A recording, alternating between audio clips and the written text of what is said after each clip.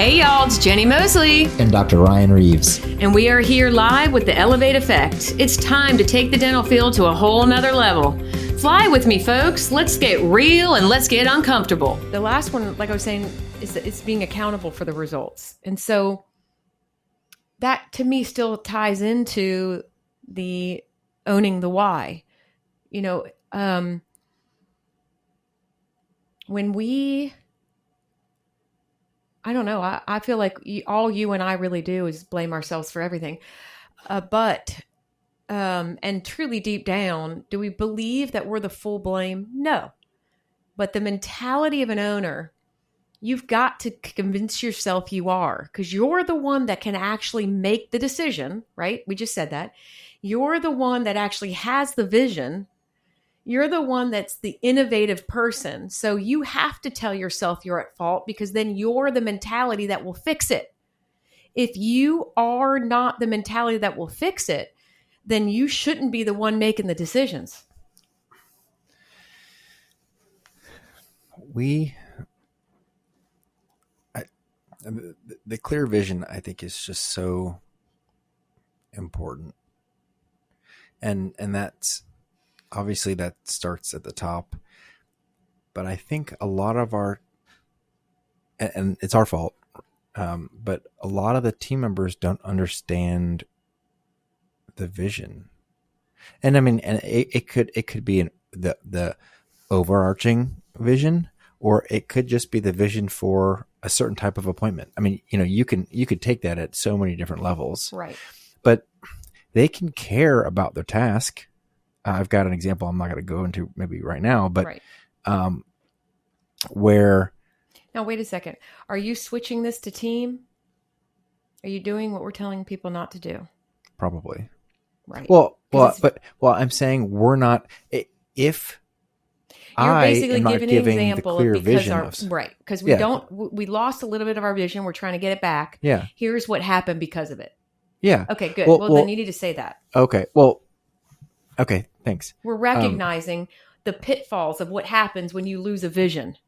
Yeah. I was just taking it down to something as just even a small task where I didn't explain the vision of what this appointment really was for.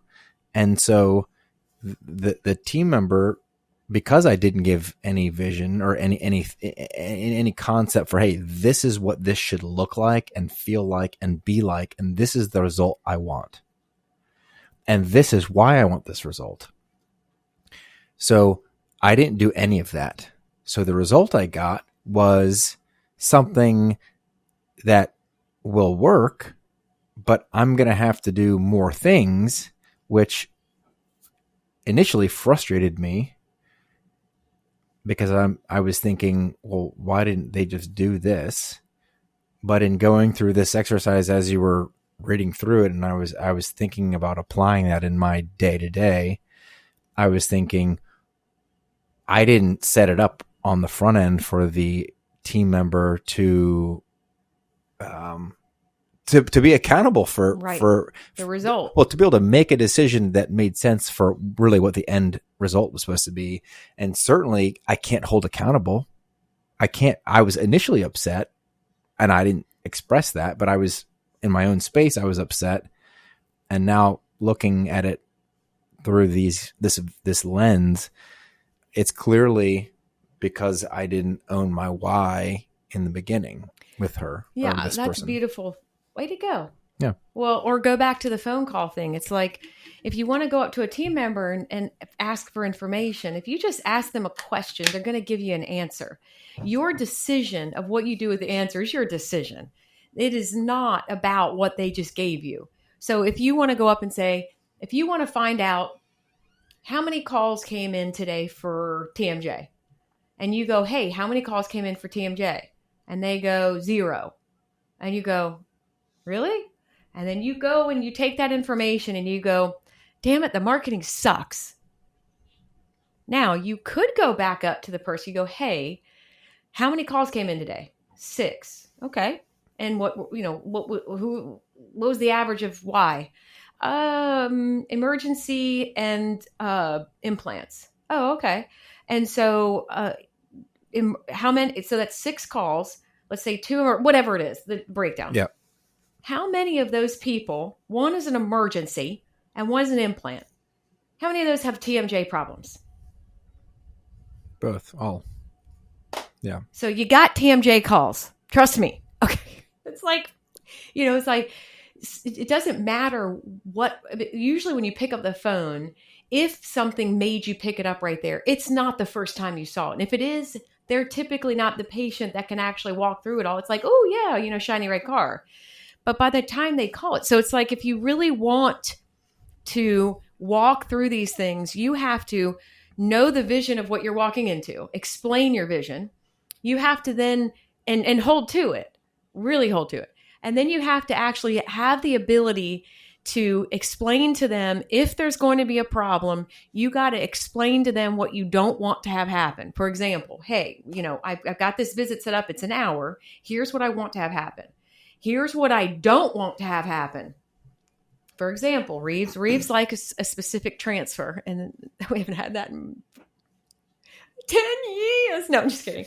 And so, but you could say to them, here's what I want. Here's also what I really don't want. Now, if you give me what I don't want, it's okay. It's a work in progress, but I think you need to understand both. You can't expect them to know what to do and not to do without knowing both. That's where we need to excel at. And then you go, now, this is why I want this. This is what I want. And this is what I don't want. Now, I'm giving you the ability to make the decision, and I'm giving you that freedom. Don't worry, you're not going to be wrong. Let's talk about it after, but make a decision. With knowing these first 3 things, I'd love for you to make a decision once we have the appointment. And then you need to understand that when I ask you after and say it's the right or wrong one, I need to hear why you chose that decision and hold on to it. Hold yourself accountable for it, no matter what, and have a reason, because all those steps through that will get me to understand you.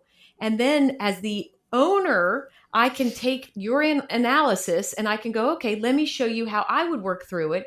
And now you both are trying to work through together, because they say that when you have an owner's mindset as a team member, it creates speed and agility. That's what we need. It creates them to be creative.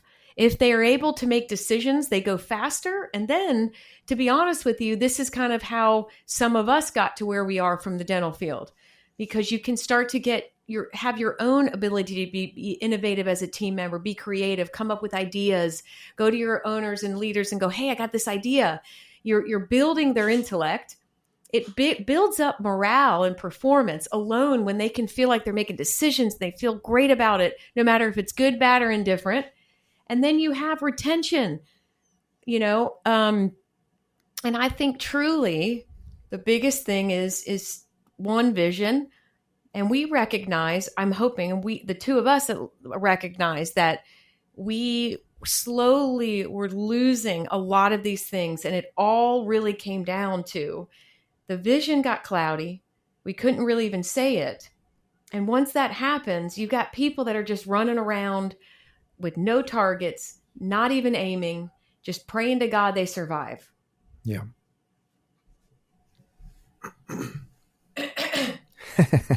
So I think with that, that kind of taps back into wanting to be part of something bigger. What's the benefit, with a team member and ownership mentality?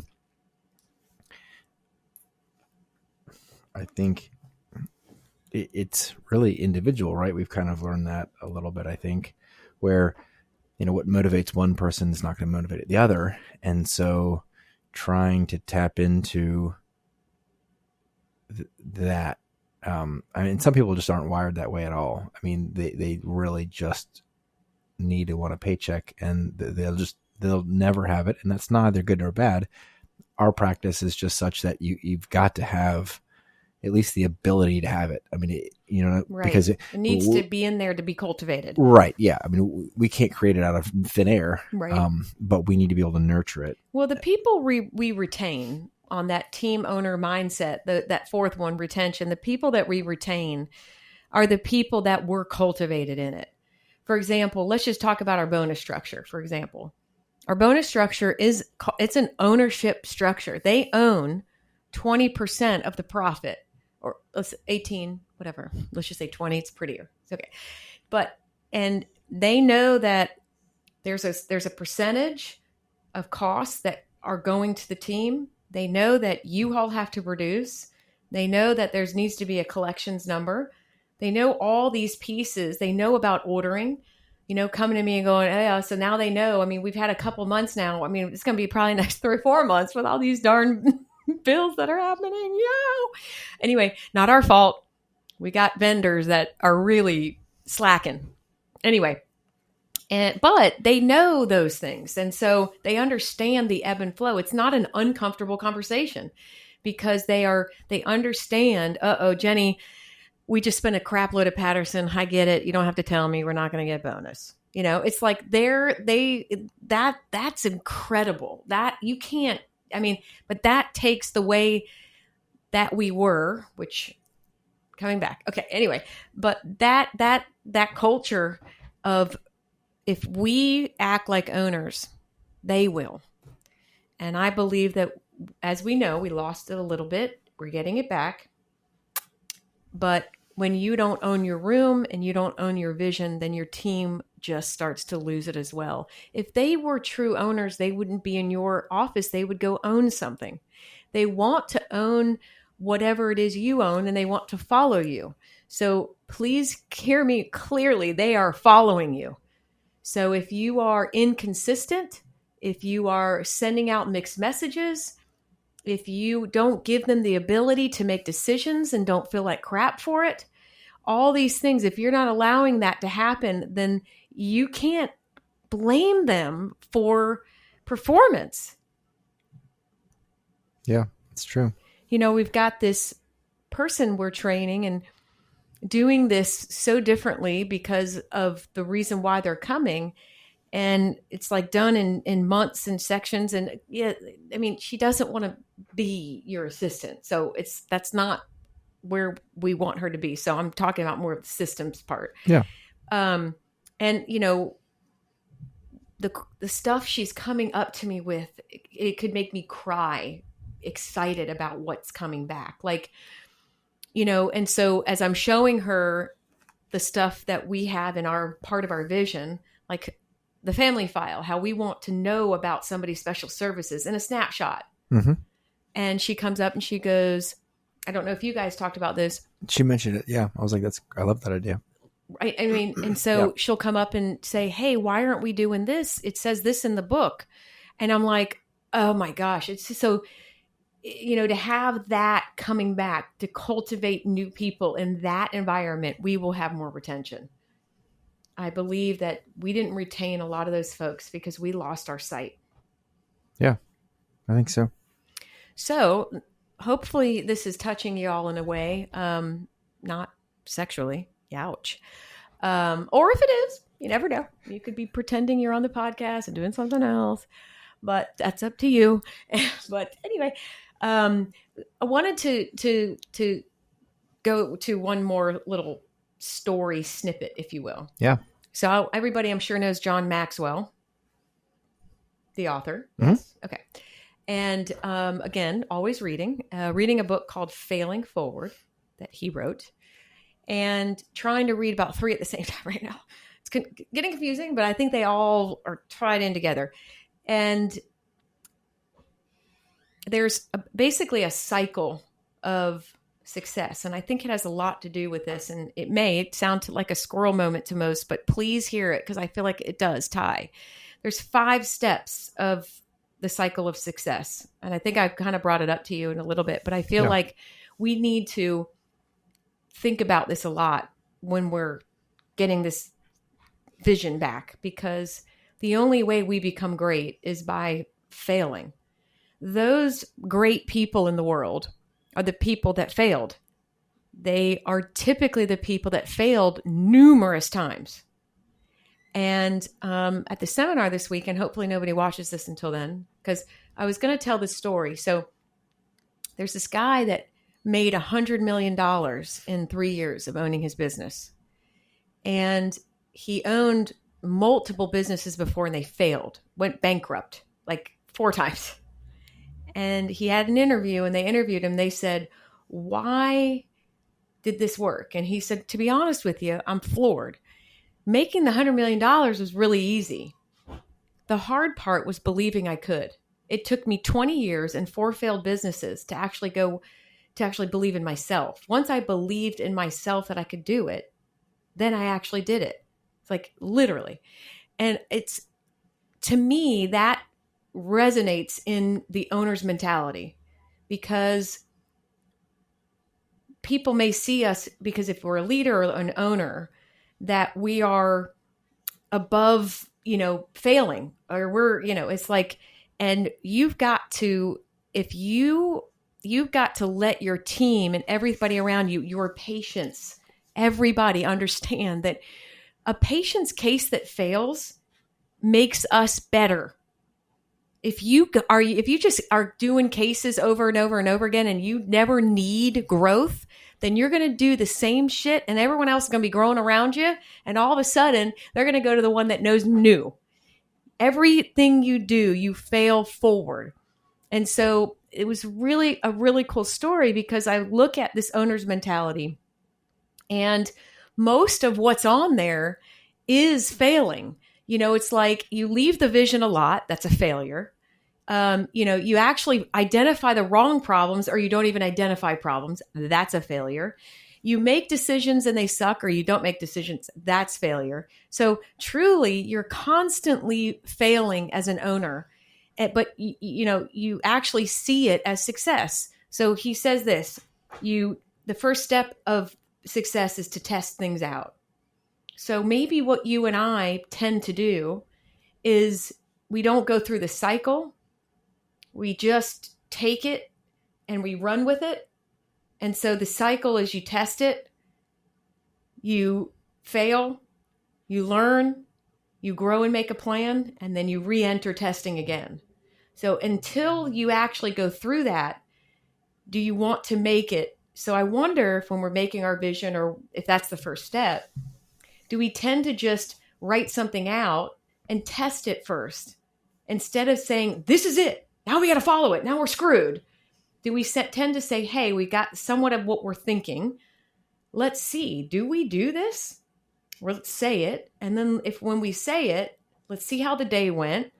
And let's say, did we fail? Yes, okay, but did we fail because we didn't do it? Or is this something we cannot do? And it was really fascinating to show, like, all of those. I mean, just like dentistry, it's like, I tend to wonder if we just sometimes go straight past testing things and we just go to a bunch of ideas. And you have something to say? Well, I'm just wondering what the difference between a test and an idea. I mean, like what?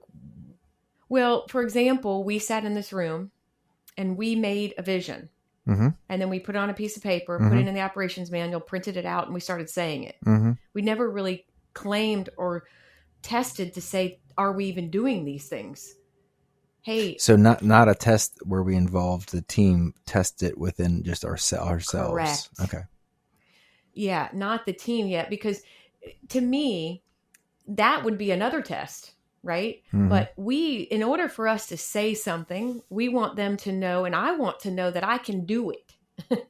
And I can do it consistently. Yeah. A lot of us just make this statement and we write a paragraph and it's our mission statement and it's our clear vision. And then do we ever really, really, really, really, really look at it every day and say, did I do this today? No. Well, I feel like we did at one point. At this new one? No. Not the new one. But didn't we at the end of the day, in this end of day?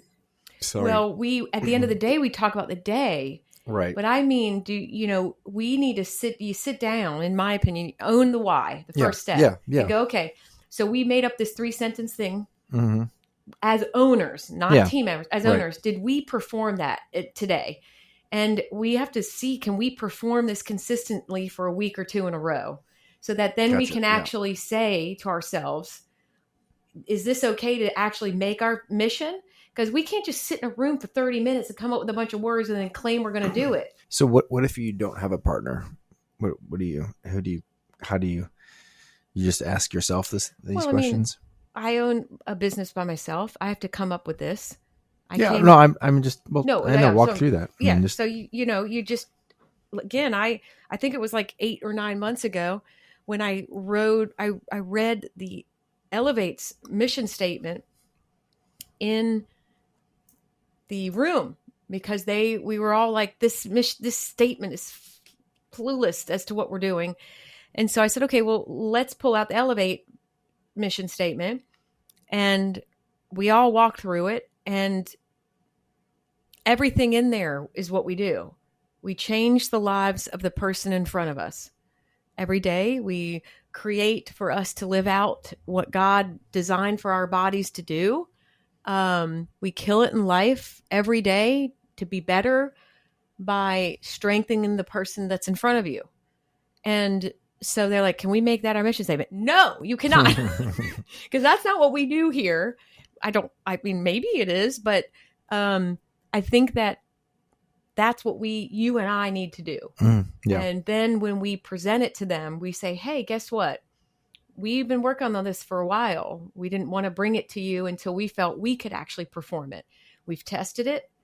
We learned from it. We failed numerous times. And so now we'd like to deliver it to you all, and we'd like to give you guys the chance to test it. And so it's like, cultivating that and giving them that as example. We did it, and now you do it. And now we're the owner's mentality, and we're teaching them the owner's mentality. And I think that's what we used to do back in the day, is we really bled through what we said. Like I used to say all the time, I bleed blue. It was so silly, but it's true. And, I do wonder a lot, is that what we're missing? Yeah, I think so. Tired? Am I keeping you up today? No, it's been an emotionally taxing Week, to say the least. What are we, August? 8 months? Oh. Yeah, but fail forward. Yeah, the last feels like a couple of weeks have just been testing. That's all. But I think, like we're saying here, failing forward.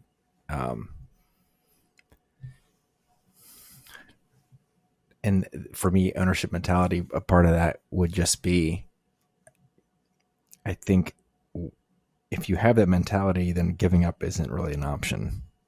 Right. And I think a lot of team members, and when it gets really hard, they can give up. And it's like, why put myself through that? Right. Unless they feel like there's a bigger purpose. I don't blame them. I'd quit too. I mean, it's much easier to quit but you don't improve without that pain. I mean, like working out, you don't get better by not pushing yourself. You just, stay static.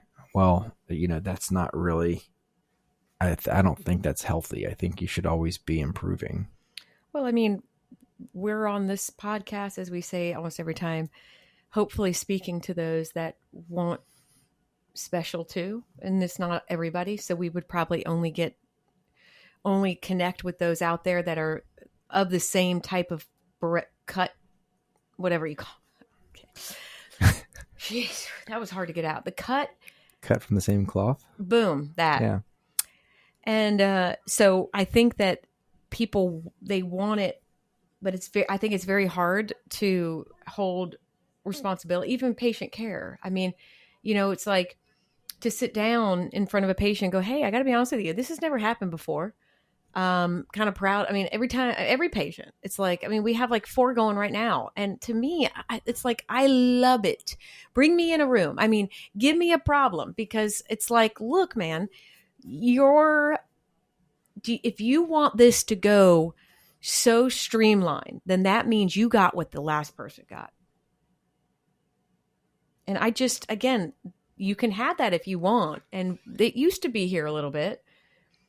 But, you know, just like what we're talking about here, it's like, you know, own the why. Our vision is custom. Custom, it doesn't have a cookie cutter. It just doesn't. So you're going to call us and we're going to try as hard as we can and go, hey, you shouldn't be going through this. And then they go through it. You go, oh, well, you aren't the next one. Well, I mean, you know, do you want to sit inside of the cookie cutter? Then maybe you chose the wrong place. But I mean, we work through it all when we just have the confidence in what we're doing. Yeah. Which goes back to your vision. Which goes back to the vision. And I believe that we only need like 2 sentences. It shouldn't be super long. No. I think that's just too much. Way too much. Yeah. It could just be trying to develop it on air. Yeah. But you know, I don't know if this is tapping into anybody. I mean, I've got about 2 fans that really reach out to me and say, hey, you know, this is really helpful, but I really want you to, if you're a leader, a manager, or an owner, you know, please, if you want speed and agility and you want innovative team members and you want performance and morale high and you want to retain these good people, then you need to have an owner's mindset, and then you need to exemplify that so that then they can follow. Are they owning part of their winnings? Do they understand the practice? Are they seeing you fail forward? Are they seeing you make decisions and maybe not making them all the right time and then saying, okay, I learned from it? Are they watching you lead the way you want them to act? And what is winning for them? And what is winning for them? Because it's not the same for everybody. That's right. Time off for some, family time, money, gifts, food, hangry people. Yeah. You got to tap into it. Tap into it. So wrap it up, folks. Reeves is tired. No, just kidding. No, I got a patience. We've got some patience. But anyway, have a great day, y'all. Here's to flying. Enjoyed Bye-bye. it.